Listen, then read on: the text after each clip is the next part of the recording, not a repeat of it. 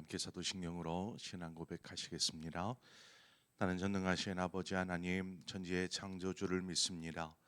나는 그의 유일하신 아들 우리 주 예수 그리스도를 믿습니다. 그는 성령으로 잉태되어 동정녀 마리아에게서 나시고 본디오 빌라도에게 고난을 받아 십자가에 못 박혀 죽으시고 장사된 지 사흘 만에 죽은 자 가운데서 다시 살아나셨으며 하늘에 오르시어 전능하신 아버지 하나님 우편에 앉아 계시다가 거기로부터 살아있는 자와 죽은 자를 심판하러 오십니다. 나는 성령을 믿으며 거룩한 공교회와 성도의 교제와 죄를 용서받는 것과 몸의 부활과 영생을 믿습니다. 아멘. 우리 함께 찬송가 80장 천지에 있는 이름 중 귀하고 높은 이름, 찬송가 80장 함께 찬송하도록 하겠습니다. 80장입니다.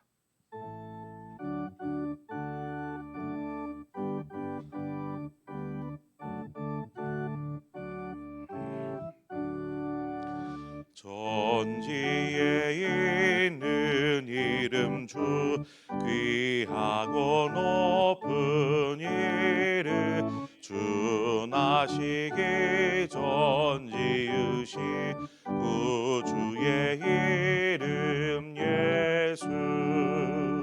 주 앞에 내가 엎드려 그 이름 찬송하며 내 귀에 들린 말씀 주 귀하신 이름 예수. 주 십자가에 달릴 때 명패에 쓰인 대로 저 유대인의 왕이요 곧 우리 왕이시라. 주 앞에 내가 엎드려 그 이름 찬송하며 내 귀에 들린 말씀 주 귀하신 이름 예수.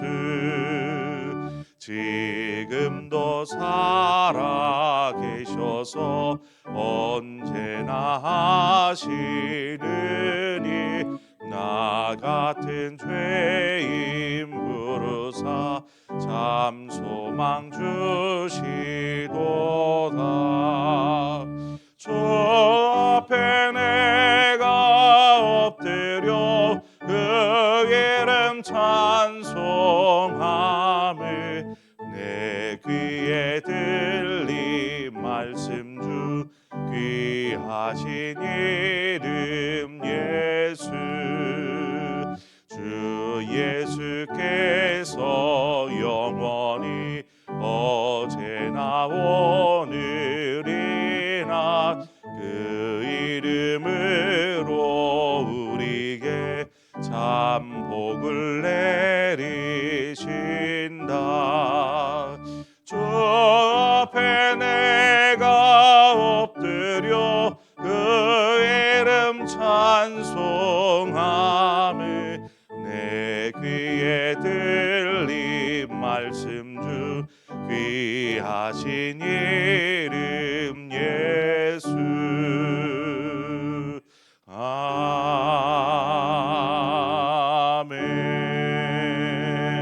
아멘. 하나님 말씀 보겠습니다. 열왕기상 6장 23절에서 28절의 말씀입니다. 열왕기상 6장 23절에서 28절의 말씀을 한 절씩 교독해서 보도록 하겠습니다. 내소 안에 감람나무로 두 그룹을 만들었는데 그 높이가 각각 10규빗이라.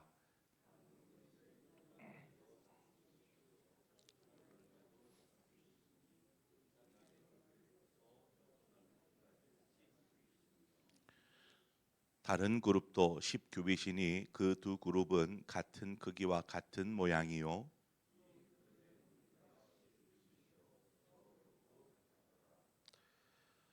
솔로몬이 내소 가운데에 그룹을 두었으니 그룹들의 날개가 퍼져 있는데 이쪽 그룹의 날개는 이쪽 벽에 닿았고 저쪽 그룹의 날개는 저쪽 벽에 닿았으며 두 날개는 성전의 중앙에서 서로 닿았더라.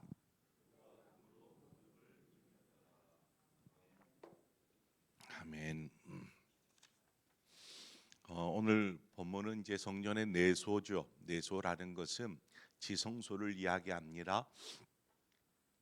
지성소에는 우리가 잘 아는 것처럼 언약궤가 이렇게 놓여져 있는 장소이죠. 이 언약궤뿐만이 아니라 놓여져 있던 것이 무엇이었냐면 그룹이 놓여 있었습니다. 그룹은 보통 하나님을 호위하는 천사의 어떤 그 천사를 의미하는데 그 모양은 주로 이제 사람의 형상처럼 날개가 달린 사람의 형상처럼 이렇게 모습을 취하기도 하거나 혹은 에스겔서에서 나오는 말씀처럼 네 개의 얼굴 즉 사자, 소, 독수리, 사람 등의 모습으로 이렇게 등장합니다. 모세는 하나님의 명령을 따라서 두 그룹을 만드는데 이 그룹은 따로 있는 것이 아니라 언약궤 위 언약궤를 덮고 있는 것을 속죄소라고 합니다. 뚜껑이죠. 언약궤의 뚜껑. 이거를 이제 속죄소라고 하는데 속죄소 위에 이렇게 두 그룹을 만들었습니다. 이 그룹은 이제 언약궤를 덮듯이 이렇게 날개를 펼쳐서 언약궤 위를 덮듯이 이렇게 되어져 있는 모양인데 언약궤의 길이가 2규빗 반입니다. 1규빗이 한 그 손끝에서부터 팔꿈치까지를 1규빗이라고 하는데 대략 한 45cm 정도로 계산을 하면 한 1m 20 정도의 길이가 나오죠. 언약궤의 길이가 1m 20 정도, 한 이 정도 되지 않겠나 싶어요. 한 이 정도, 한 1m 20 정도 길이가 나옵니다. 그러니까 그 위에 이렇게 양쪽에서 날개를 맞대어 있는 것처럼 했으니까 뭐 한 그룹의 길이는 한 60cm 정도 그 정도 되겠다 싶죠. 양쪽에서 이렇게 날개를 펼치고 있으니까 이때 만들어진 그룹들은 그냥 그 금 덩어리를 이렇게 망치로 쳐가지고 이렇게 만들어 놓았습니다. 그런데 오늘 본문에 솔로몬이 짓고 있는 지성소 안에 두 그룹은 좀 이렇게 속죄소 위에 만들어진 그룹이 아닙니다. 이 그룹은 크기부터 이제 차이가 좀 나는데 본문 24절에 보면 한 그룹의 이쪽 날개도 5규빗이요 저쪽 날개도 5규빗이니 이쪽 날개 끝으로부터 저쪽 날개 끝까지 10규빗이며 26절에 가보면 그 그룹의 높이가 10규빗이요 저 그룹도 같았더라 이렇게 얘기합니다. 그러니까 그룹 하나의 높이가 10규빗이고 옆으로 날개를 펼친 상태에서 이 끝에서 저 끝까지의 길이가 10규빗이다라는 것입니다. 5규빗, 5규빗에서 10규빗. 그러니까 10규빗이면은 4m 50 되겠죠. 45cm로 계산했을 때 4m 50cm 정도 크기가 됩니다. 지성소는 이렇게 직사각형으로 되어 있습니다. 정사각형으로 이렇게 되어 있고요. 이 정사각형 한 면의 길이가 10규빗, 20규빗입니다. 20규빗.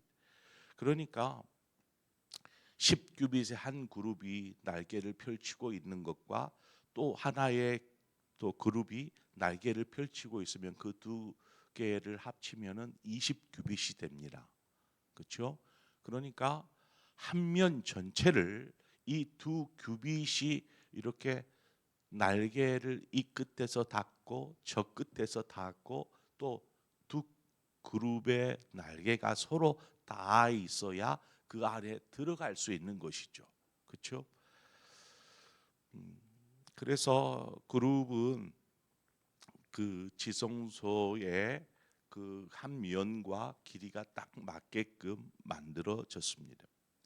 그런 그룹 두 개의 형상이 지금 날개를 펼치고 지성소 안에 지성소를 거의 뭐 수호하듯이 이렇게 펼치고 있는데,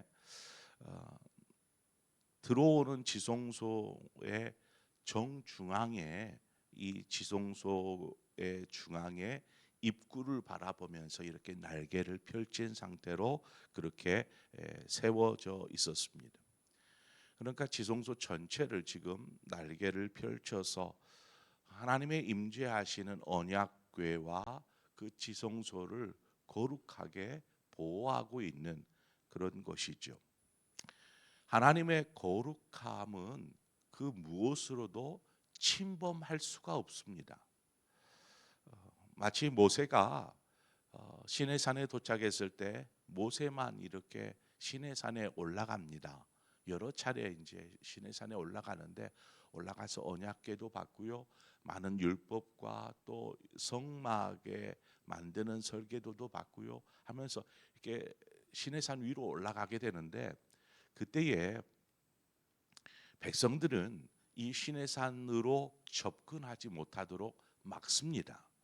출애굽기 19장 12절에 보면 너는 백성을 위하여 주위에 경계를 정하고 이르기를 너희는 삼가 산에 오르거나 그 경계를 침범하지 말지니 산을 침범하는 자는 반드시 죽임을 당할 것이라 말씀합니다.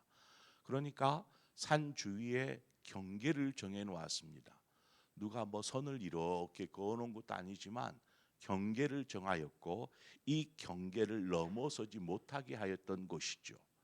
왜냐하면 시내산 가운데 하나님께서 임재하시기 때문에 그렇습니다. 하나님께서 임재하는 그곳에 함부로 사람이 발을 디디면 죽임을 당하는 것이죠. 이 경계는 하나님의 거룩함을 침범하지 못하도록 막는 어떤 그런 경계입니다. 죄인된 인간이 거룩하신 하나님 앞에 나아갈 수 없게 만들어 놓은 것이죠. 지성소 역시 마찬가지입니다. 그곳은 하나님이 임재하시는 거룩한 장소이므로 그 누구도 그 안에 들어가서는 안 되는 것이죠. 그러면 죽습니다. 그런데 모세와 같이 하나님께서 허락한 대제사장만이 하나님께서 허락하신 때 곧 대속죄일, 이 대속죄일에만 그 지성소 안으로 들어올 수 있었습니다. 이것은 하나님께서 허락하신 사람이고 하나님께서 허락하신 때이기 때문에 가능한 것이죠. 놀라운 사실은 그런 거룩한 하나님의 임재가 있는 이 지성소, 그 지성소를 맡고 있는 휘장이 예수 그리스도의 십자가의 죽으심, 피 흘리심으로 인하여서 이 휘장 위에서부터 아래로 찢겨집니다. 그리고 이 지성소를 맡고 있던 이 휘장이 찢어짐으로, 그 말은 무슨 말입니까? 지성소 안으로 들어갈 수 있게 되는 것이죠. 그래서 정해진 사람이 정해진 때에 나아가던 이 지성소가 이제는 누구나 아무 때나 들어올 수 있게 만들어 놓은 것입니다. 만들어 버린 것이죠. 그래서 히브리서 10장 19절과 20절은 이렇게 말합니다. 그러므로 형제들아, 우리가 예수의 피를 힘입어 성소에 들어갈 담력을 얻었나니 그 길은 우리를 위하여 휘장 가운데로 열어놓으신 새로운 살 길이요, 휘장은 곧 그의 육체니라. 그러니까 주님께서 그의 육체를 찢으심으로 휘장을 찢으시고 우리로 하여금 하나님의 임재가 있는 그곳으로 들어갈 수 있는 살 길을 열어주셨다라는 것입니다. 이것이 얼마나 놀라운 은혜입니까? 그 안으로 들어가면 죽을 수밖에 없는 인간이 이제는 예수 그리스도를 인하여서 그 안으로 들어갈 수 있게 되었다라는 것이죠. 하나님의 임재 가운데로 들어갈 수 있게 되었다. 우리는 주님께서 십자가로 열어놓으신 그 길로 나아가 하나님의 존전 앞에 이르러 하나님의 임재를 경험하게 됩니다. 여러분, 우리를 하나님의 임재 가운데로 나아갈 수 있게 해 주었는데 그 가운데로 나아가지 않고 있으면 그 얼마나 어리석은 일이겠습니까?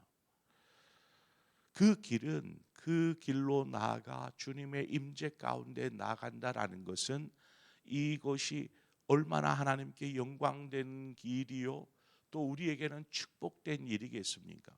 그래서 우리는 기쁨으로 하나님 앞에 나아가 하나님의 임재를 경험하는 사람이 되어야 합니다. 어느 때이든지. 이것이 은혜이기 때문이지요. 마치 못해서가 아니라 의무적으로가 아니라 우리에게 해 주신 그 놀라운 은혜를 경험하는 이 축복을 경험하는 것이 곧 하나님의 임재 가운데로 나아가는 것입니다. 히브리서 11장 6절에 믿음이 없이는 하나님을 기쁘시게 하지 못하나니 하나님께 나아가는 자는 반드시 그가 계신 것과 그가 자기를 찾는 자들에게 상 주시는 이심을 믿어야 할지니라. 성경을 말합니다. 무엇으로 우리는 하나님의 임재 가운데 나아갑니까? 바로 이 믿음입니다. 믿음을 가지고 나아가는 것이죠. 그러면 하나님께서 나아가는 이들에게 상을 주시는데 그 상은 무엇이겠습니까? 우리에게 성령으로 함께하여 주시고 성령의 충만함으로 임하여 주시는 것입니다. 그래서 우리는 항상 하나님의 임재 가운데 나아가기를 힘써야 합니다. 자, 이 지금 만들어진 지성소 안에 있는 두 그룹, 이 그룹은 무엇으로 만들어졌냐 하면 감람나무로 만들어졌습니다. 아마 감람나무로 두 그룹을 조각하였을 것입니다.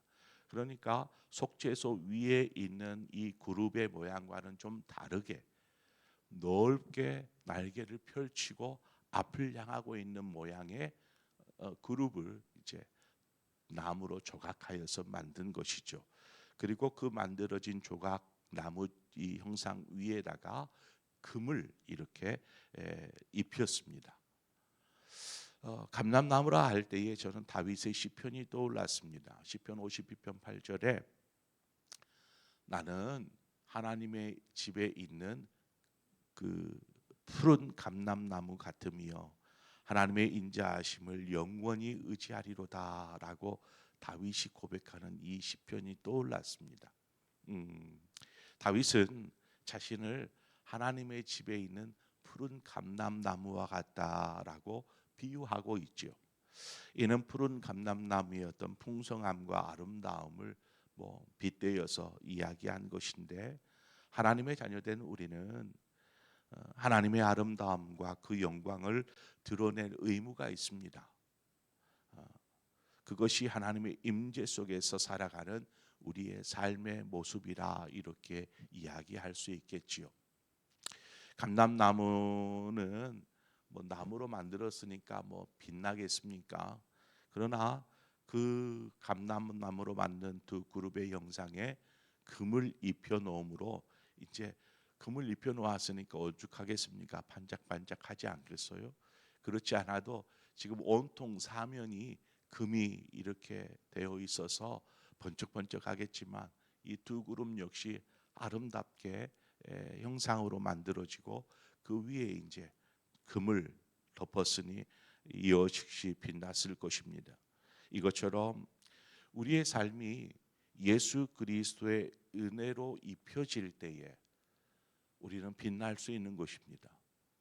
예수 그리스도의 그 보혈의 은혜 가운데 우리는 그 지성소 안으로 나아갈 수 있을 뿐만 아니라 우리의 삶을 통하여서 거룩함이 하나님의 영광이 빛날 수 있는 것이죠. 믿음으로 사는 삶입니다. 하나님께 영광되어지는 삶입니다. 그것은 다른 어떤 것이 아니라 하나님의 임재 가운데 거하는 바로 우리의 삶인 것이죠. 하나님의 임재가 있는 곳을 사모하십시오. 나를 자꾸 찾으라. 그곳이 바로 하나님의 임재가 있는 곳. 그래서 항상 하나님의 임재 속에 거하는 여러분의 삶이 되어지기를 원합니다.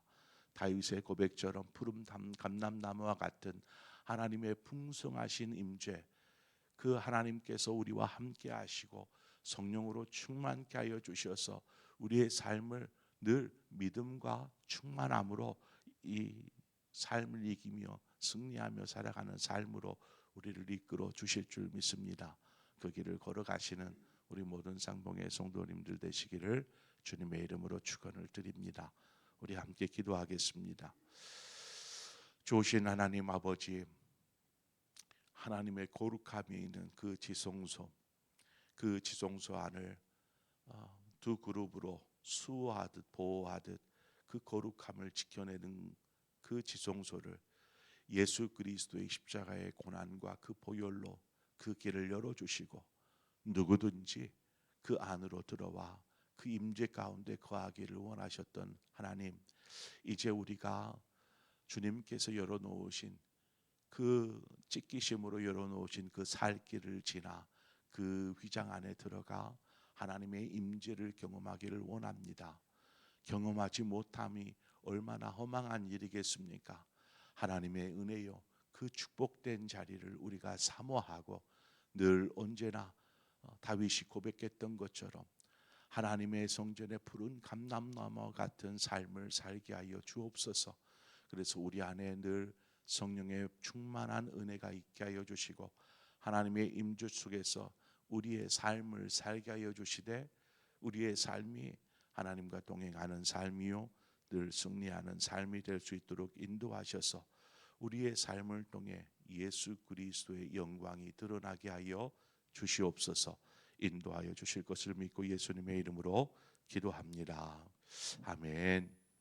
이 시간 우리 함께 기도하기를 원하는데 말씀을 생각하면서 하나님의 임재를 사모하고 그 안에서 이루어질 성령의 충만함을 사모하는 우리가 되기를 소망합니다. 더불어서 우리 교회를 위해서 오늘은 기도하겠습니다. 교회 이제 한 해가 거의 며칠 남지 않은 상황인데 한 해를 잘 마무리하고 또 내년을 잘 준비할 때에 하나님께서 우리 교회를 통해서 이루실 놀라우신 일들을 우리가 함께 기대하고 하나님의 영광이 우리 상봉교회를 통해서 드러날 수 있도록 하나님 영광을 위해 귀하게 사용되어져 있는 교회가 되게 하여 주옵소서. 늘 지성소 안에 하나님의 임재가 가득하였던 것처럼 주의 성소를 찾는 모든 성도들이 하나님의 임재 가운데서 하나님을 경험하게 하여 주옵소서. 우리가 그것을 위해서 함께 기도하고 우리 온 교회의 성도들이 한 마음이 되어서서 하나님의 나라를 이룰 수 있도록 우리 교회를 위해서, 우리 직분자들을 위해서, 우리 다음 세대들을 위해서, 우리 성도들을 위해서, 환우들을 위해서 우리 교회를 생각하면서 하나님이 주시는 마음을 가지고 함께 기도하며 나아가겠습니다. 그리고 여러분 각자의 기도의 제목으로 기도하시다가 자유롭게 돌아가시겠습니다. 함께 기도하겠습니다. 좋으신 하나님 아버지, 하나님 이 아침 우리를 불러주시고